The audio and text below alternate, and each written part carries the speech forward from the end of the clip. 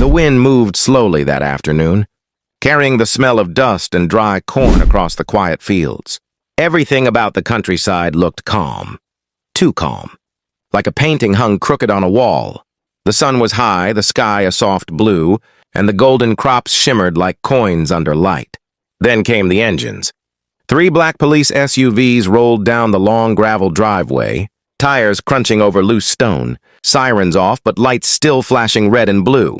The sound echoed across the open field, breaking the silence that had held the valley for years. Behind the wheel of the first SUV sat Officer Daniel Graves, 46, worn face, a man who'd seen more small-town crimes than he cared to remember. He'd been called here before. Once, years ago. He parked the vehicle, switched off the ignition, and looked up at the stone farmhouse in front of him. 2 stories, brown walls, wood porch, curtains drawn. It looked peaceful, but Daniel's gut told him peace was the one thing this place had never known. "Graves!" came a voice from the back seat. It was Officer Raymond Cole. His partner, younger, sharp-minded, the kind of guy who still believed every case could be solved by reason and logic. "You think it's true? What they said on the call?" Daniel didn't answer right away. He looked down the long driveway, where 2 other officers were stepping out of the SUVs behind them. A woman in red heels followed, Rebecca Hart, county investigator. Smart, confident, always a little too curious for her own safety. "I don't think anything," Daniel muttered finally. "Not until we knock on that door." The group gathered at the gate, a simple wooden one, creaking in the wind. The old stone pillars still bore the faded blue sign, "Private property, no trespassing." Rebecca brushed her blonde hair back and glanced toward Daniel. "You've been here before, haven't you?" He hesitated. "Yeah, about 12 years ago. Missing person case. What happened?" He turned his eyes toward the house. "We never found her." A shiver went through the air. Even the birds seemed to quiet. As they stepped past the gate, gravel crunched under their boots. The house loomed larger with every step, its porch shadowed, its windows dark. Rebecca checked the folder in her hand. "Owner's name is Henry Langford," she said. "Local farmer, retired, called in about a disturbance on the property. Strange noises in the basement, lights flickering. He sounded frightened." Daniel frowned. "And where is he now?" She flipped another page. "Didn't say. Dispatch couldn't reach him again." Daniel stopped walking. "You mean we're here on a dead call?"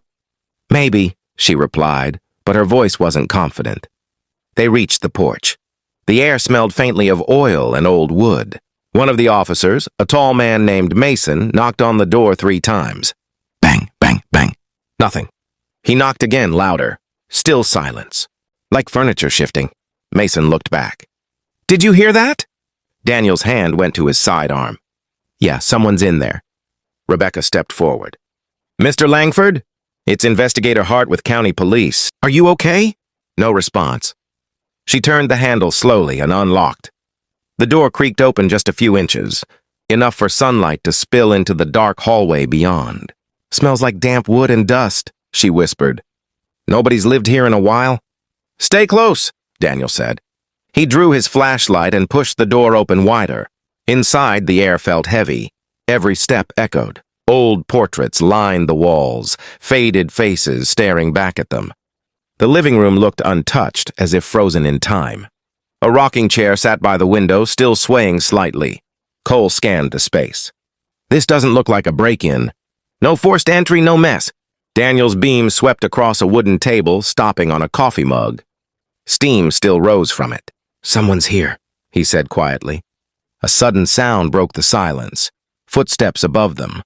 Mason and Cole aimed their flashlights upward toward the wooden ceiling. "Second floor," Daniel ordered. "Cole, you take the back stairs. Mason, cover the exit."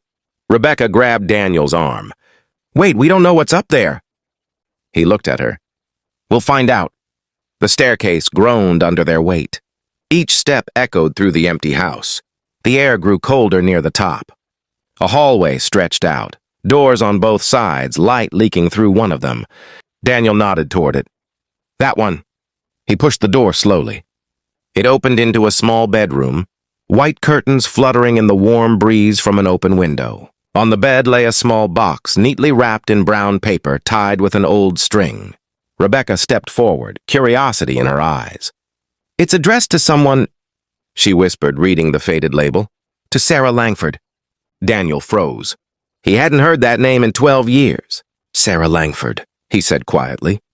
"That was the missing girl." A sudden creak behind them made them turn. Cole appeared in the doorway, face pale. "Chief," he said, voice low, "you need to see this." They followed him down the hall to another room, an office. Papers covered the desk. On the wall hung dozens of photographs, police reports, maps, newspaper clippings. Rebecca gasped. "These are all about the disappearance case." Daniel stepped closer, reading the headlines. "Young girl vanishes from Langford Farm. No leads after 6 months." But one photo caught his eye. It showed the same farmhouse taken from above.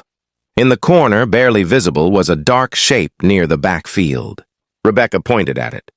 "What is that?" Before Daniel could answer, the lights flickered. The old bulb above them hissed and went dark. "Power's out," Cole muttered. Then from downstairs, a door slammed shut. Everyone froze. Daniel whispered, "Stay here." He motioned to Cole to cover Rebecca and Mason to guard the stairs. He drew his gun, flashlight cutting through the dark, and moved down the steps. The lower floor was darker now. The sunlight through the windows had shifted, leaving long, narrow shadows across the floor. He reached the base of the stairs, and that's when he heard it, a faint humming. It seemed to come from beneath the house. He followed the sound to the kitchen. There, half hidden under an old rug, was a wooden trap door. He knelt, lifted the rug, and brushed off the dust. The handle was rusted, but clearly used recently. Daniel called out softly, "Mr. Langford?" No reply, only that low humming, like electricity buzzing under the floorboards. He exhaled and reached for his radio. "Team, I think I found—" Before he could finish, the radio crackled and died. Static, then silence. Upstairs, Rebecca looked toward the staircase. "Why isn't he answering?" Cole checked his own radio. Nothing. Just static. Then, the humming grew louder, deep and metallic, vibrating through the floorboards. Mason took a step back. "What the hell is that?" Rebecca whispered. "It's coming from below." The floor creaked again. This time it wasn't from the house settling. It sounded like footsteps, slow, deliberate, coming from under the floor. Daniel leaned closer to the trap door. The humming stopped suddenly. Then came 3 slow knocks from the other side. Knock, knock, knock. He froze. The same sound echoed upstairs, through the vents, through the walls, as if the entire house was breathing with it. Rebecca gasped. "Daniel?" But there was no answer, only silence. And then the voice came, soft, distant, a whisper rising from beneath the floorboards. "You shouldn't have come back." For a few seconds, no one moved. The sound of those 3 slow knocks still echoed through the air like a heartbeat. Rebecca froze halfway down the stairs, her knuckles white around the notepad she was clutching. Officer Cole stood behind her, one hand on his holster, eyes wide in disbelief. And from below, the silence pressed in. Then Daniel's voice finally came through, faint but steady. "Everyone stay back. I'm in the kitchen. I think there's someone, or something, under the house." Rebecca exhaled hard, her shoulders dropping in relief. "Jesus, Daniel, we thought—" "Quiet," he interrupted. "Just stay upstairs. I'm opening the hatch." "Wait," she said, but the radio cut again, static swallowing his words. Daniel crouched near the trap door, flashlight trembling slightly in his hand. He could still hear that whisper echoing in his head. "You shouldn't have come back." The handle was old, rusted, and cold. He gripped it, twisted, and pulled. The door creaked open with a groan. A rush of stale, cold air poured out, thick with the smell of earth, oil and something faintly metallic. His flashlight beam cut through the darkness below, landing on a narrow wooden staircase that descended into pitch-black shadows. Daniel swallowed. Hard. "Langford?" No response. He looked back toward the doorway, hoping to see one of the others behind him. But the hallway was empty, just faint sunlight spilling across the old floorboards. With a deep breath, he descended the stairs. The deeper he went, the colder it became. The steps creaked beneath his boots. and small particles of dust floated like ash in the flashlight beam. At the bottom was a concrete cellar, low ceiling, damp walls lined with old wooden shelves, canning jars, broken tools, old farming equipment, and wires. Hundreds of wires running across the ceiling like spider webs, connecting to a cluster of metal boxes humming softly in the corner. Daniel frowned. What the hell? He stepped closer, brushing cobwebs aside. The boxes weren't police tech. They looked homemade, patched together from scraps of metal, speakers, and old radios. Each one blinked with a small red light. He reached out to touch one, and it buzzed sharply. The hum grew louder, almost angry. Daniel pulled his hand back. Langford, if you're down here, I need you to... The light blinked off, then on again. Then, through the static hum of the machines came a sound, a voice. Sarah, please, stop. Daniel's heart stopped cold. It wasn't coming from a person. It was coming through the speakers. He took a step back. Who's there? The voice repeated, this time warped, distant, like a recording playing from another world. She's still here. You left her. In the dark. Daniel's hand tightened on his flashlight. He pointed it around the room, searching for any sign of life. That's when he saw it. A small door on the far side of the cellar. Wooden, half covered by hanging wires, with deep scratches along the bottom as if someone had tried to claw their way out. He aimed his light at it, chest tightening. Behind him, the cellar door slammed shut. Upstairs, Rebecca jumped. What was that? Cole ran to the kitchen. The trapdoor was closed tight again, the rug flipped back over it. Daniel! He shouted, pounding on the wood. Daniel, can you hear me? No answer. Rebecca pressed her ear to the floor. There's no sound, nothing. Mason tried the handle, but it wouldn't budge. It's locked from the inside. Cole grabbed his radio. Dispatch, this is Officer Cole at Langford Property. We've lost contact with Officer Graves. Possible entrapment.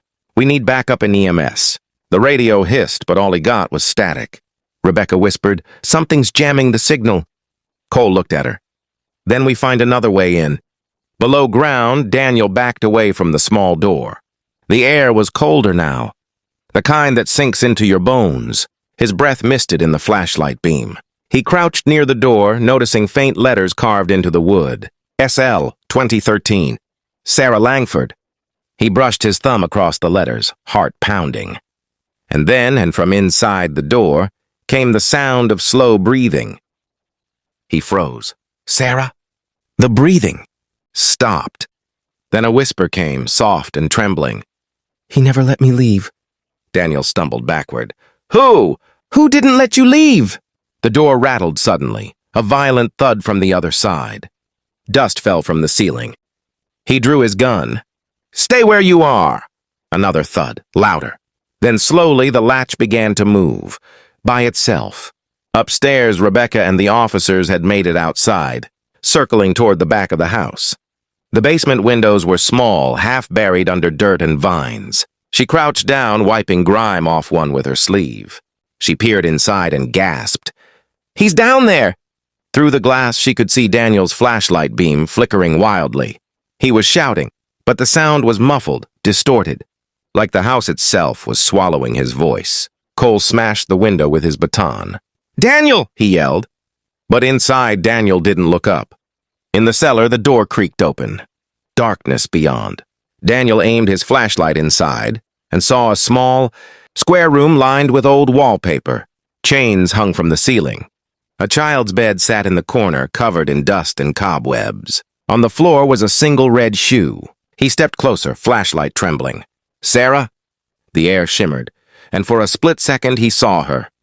A young girl, maybe 10, pale skin, long hair matted with dirt, eyes wide with something that wasn't quite human. She stood in the corner staring back at him. Then the light flickered and she was gone. The hum of the machines grew louder, pulsing through the walls. You left me, the voice whispered again. You left me here. Daniel stumbled back toward the stairs. No. He reached for the door handle, but it was gone. Just solid wood where it used to be. The cellar was shifting, walls groaning, boards bending like the house itself was alive. He shouted upward, Rebecca! Get out of the house! Outside, Rebecca heard the faint echo of his voice, a desperate scream lost under the wind. Cole, she shouted. We have to get him out now. Cole pulled at the cellar doors on the back side of the house, straining with all his strength. It's stuck! Mason ran to the SUV and grabbed a crowbar. Move! They jammed it under the latch, forcing it upward. The old wood splintered with a sharp crack, and the heavy door finally gave way. Cold air rushed out like a breath held for years. Rebecca leaned over the opening, shouting, Daniel! Daniel, answer me! But there was no sign of him. Down below, Daniel had fallen to the floor. The hum had stopped. The cellar was silent again. He looked around. The small door was open wide now, nothing behind it but blackness. He crawled forward slowly, gun still in hand, whispering, Sarah? Then something touched his shoulder. He spun around, but it wasn't the girl. It was Henry Langford. Old, thin, eyes wild, dirt smeared across his clothes. He looked like he hadn't seen daylight in weeks. Daniel froze. Langford? The man's voice cracked. You shouldn't have come here. What's going on? Daniel demanded. Where's the girl? Langford's eyes filled with tears. She never left. None of them did. Daniel frowned. None of who? Langford raised a shaking hand, pointing toward the small room. They're all still here. The house keeps them. And then he smiled, broken and sad. Now it keeps you too. Above them, Rebecca screamed as the ground shook. The house's windows shattered. Birds fled into the sky, and the front porch collapsed inward with a thunderous crash. Daniel! She yelled. Then silence. The house stood still again. Only the golden fields moved with the wind, whispering secrets across the vol. Smoke and dust filled the air. Rebecca coughed as she pushed herself up from the ground. Pieces of wood and glass lay scattered around her boots. The once proud farmhouse was now cracked and broken, leaning slightly as if the land itself had tried to swallow it whole. Daniel! She screamed, her voice raw. No response. Only the faint creak of boards, and the distant sound of wind moving through the open fields. Cole stumbled out from behind the SUV, blood trickling from a cut on his forehead. You okay? I'm fine, she said, grabbing his arm. But Daniel's still inside. He looked toward the wreckage. The house seemed to groan, not from wind, but from something deeper. Something alive. Backup's still not responding, Cole said, checking his radio. It's like we're completely cut off. Rebecca's jaw tightened. Then we go in. We finish this ourselves. They climbed through the broken porch, flashlights slicing through the dust-filled air. The house was unrecognizable. Walls cracked, furniture shattered, wires hanging from the ceiling. Daniel! She shouted again. A voice answered, faint, weak. Down, here. Cole turned toward the sound. Basement. He's still in the cellar. Rebecca pushed forward, ignoring the ache in her leg. The kitchen was half collapsed. But the trap door was still there, hanging open now, a black hole in the floor. She knelt by the edge and shone her flashlight down. Daniel! A faint light flickered below. Then came his voice, hoarse but alive. Don't come down here! Are you hurt? She demanded. No, just listen. The house. It's not what you think. Before she could respond, the ground trembled again, and part of the ceiling collapsed behind her. Dust filled the air like smoke. Cole grabbed her shoulder. We can't stay here long. But Rebecca shook her head. He's not dying down there. Not after everything we've seen. She swung her legs over the edge and climbed down into the darkness. The cellar looked different now, alive, shifting, pulsing with a faint light that seemed to come from the walls themselves. The wires that had once hung still were now twitching, snaking across the ceiling like veins. Daniel sat against the far wall, his face pale, flashlight in hand. Near him lay Henry Langford, unmoving, eyes closed. Rebecca ran to him. Oh my God, Daniel, you're bleeding. I'm fine, he said, wincing. But he's not. He motioned to the old man. He's gone. What happened? Daniel looked around, his eyes haunted. He said the house keeps them, everyone who ever died here. I thought he was losing his mind, but... He trailed off, pointing toward the small room where the door now stood wide open. Inside, the air shimmered faintly, like heat rising from asphalt. And in that shimmer, faint outlines began to appear. Shapes, people. Rebecca's breath caught. Oh my God. There were faces in the dark, pale, half-seen, eyes hollow but filled with emotion. A young girl near the front, Sarah Langford, stared directly at Daniel, her lips moving silently. "She's trying to say something," Rebecca whispered. Daniel stepped forward. "Sarah, what do you want?" Her voice came soft and broken like wind through glass. "He trapped us. He made the house remember." Rebecca frowned. "What does that mean?" The lights flickered again. The wires overhead began to hum. Daniel turned to Rebecca. "Henry wasn't keeping them here. He was trying to keep the house contained. Whatever this thing is, it feeds on pain, on memory. It uses people's stories to stay alive." Rebecca's heart pounded. "So the more tragedy that happens here, the stronger it gets," Daniel finished. The humming grew louder, the floor shaking beneath them. The photographs pinned to the cellar walls began to curl and blacken at the edges. One fell at Rebecca's feet, a picture of a young woman standing in front of the house, smiling. On the back, written in faded ink, were the words, "If it wakes again, burn it down." Rebecca's eyes met Daniel's. "We have to destroy it," he nodded. "The gas tanks, in the back of the shed. Mason mentioned seeing them earlier. But how do we get out?" she asked. "The house doesn't want us to leave." Daniel gave her a grim smile. "Then we make it want to." They climbed back up the cellar steps one at a time, as the sound of whispers rose behind them. Dozens of voices calling their names, pleading warning. Cole was waiting near the top, flashlight trembling. "What the hell is going on down there?" "Later," Daniel said, pushing past him. "We need the gas tanks, now." The three of them sprinted across the torn-up lawn toward the shed. The evening light had turned orange, the sky heavy with storm clouds. In the distance, thunder rumbled like the growl of something waking up. Rebecca yanked the shed door open. Inside were 3 large red gas containers, still half full. She grabbed one, Cole another. Daniel took the third. As they turned back toward the house, Rebecca stopped. "Daniel, look." The windows were glowing, faint orange like light flickering behind them. But there was no fire inside. It was the house itself, breathing. They ran toward the porch, splashing gasoline along the walls, across the broken furniture, over the floors that seemed to pulse beneath their feet. Cole covered the kitchen and living room while Rebecca and Daniel moved through the hallway. The whispers followed them everywhere. Rebecca tried not to listen, but one voice broke through the noise. "Please don't forget us." She froze. The voice was young, familiar. "Sarah?" she whispered. Daniel looked back. "Rebecca, come on."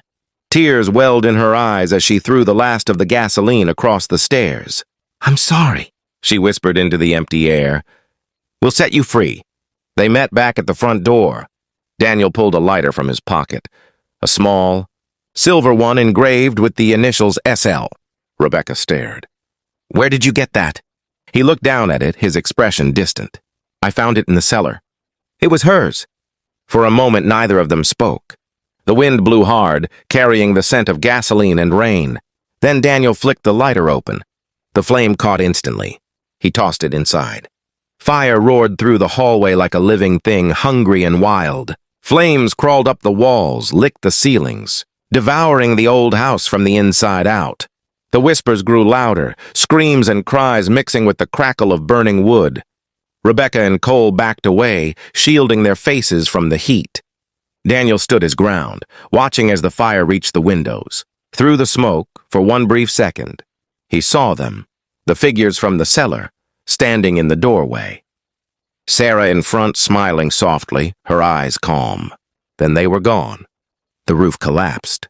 The entire structure caved in with a thunderous crash, sparks flying into the dark sky. And then, silence. Only the soft hiss of rain falling on smoldering ruins. Hours later, red and blue lights painted the fields again. Fire trucks, ambulances, county cars. Reporters had started to gather at the edge of the property, their cameras flashing like lightning bugs in the night. Rebecca sat on the back bumper of an ambulance wrapped in a blanket. Cole stood nearby, talking to the fire chief. Daniel walked up slowly, his uniform covered in ash. She looked at him. "You think it's really over?" He gazed back at the smoking remains of the farmhouse. "Maybe, but some things don't die, they just wait for someone to remember them." Rebecca shivered. You mean the house? He shook his head. I mean the stories, the ones people try to bury. As the first light of dawn broke across the horizon, Daniel turned toward the fields. The golden wheat shimmered once more, peaceful again. But somewhere, deep under the earth, a single whisper rose, soft, almost like a sigh. Thank you. The wind carried it away, and for the first time in years the valley felt still. Some stories don't live on paper. They live in the walls, in the silence, in the memories of places that refuse to forget. If this story sent chills down your spine, don't just scroll. Hit that like button. Subscribe for more cinematic tales and tell me in the comments,